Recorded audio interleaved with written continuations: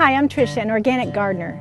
I grow organically for a healthy and safe food supply, for a clean and sustainable environment, for an enjoyable and rewarding experience. Almonds are the most nutrient-dense nuts. And if you eat almonds, there's a good chance you can lower your cholesterol, your blood pressure, and prevent sugar spikes. And if you live in an area without any late frosts, you can grow almond trees. Almonds and stone fruits like peaches, apricots, nectarines, and plums have very similar cultural requirements. Growing almonds is limited by climate. These trees bloom in February and are susceptible to frost once they start to bloom. They also perform better with hot, dry summers.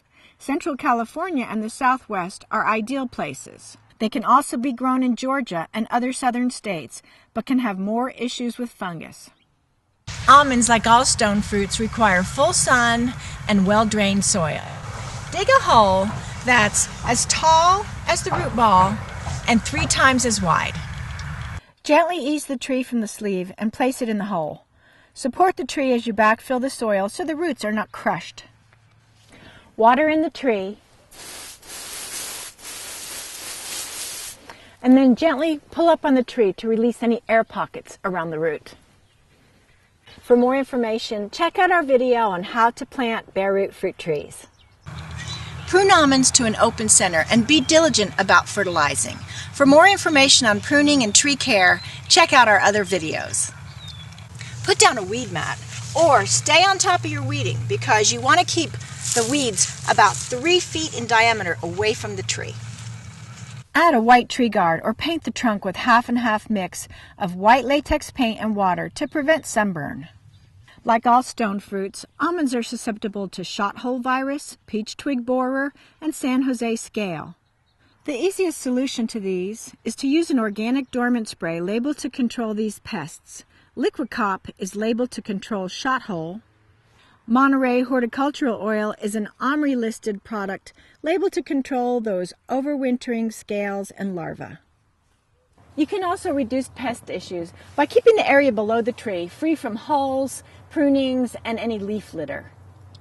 Drip irrigation like this works great for almonds. They're not a terribly thirsty plant, so give them about 2 to 3 inches of water every 1 to 3 weeks. If your soil is sandy, a little bit more. When you see the hulls of the nuts split, you know it's getting close to harvest time. This usually happens in late August. The hulls start to split at the top of the tree, and then the last hulls will split at the bottom. If the tree is water stressed, the hulls won't split properly, so make sure you give it adequate irrigation. Navel orange worms and scrub jays are also interested in your harvest. To prevent them from getting your whole crop, start harvesting when about 75% of the hulls have split. In commercial orchards, almonds are harvested by shaking the tree.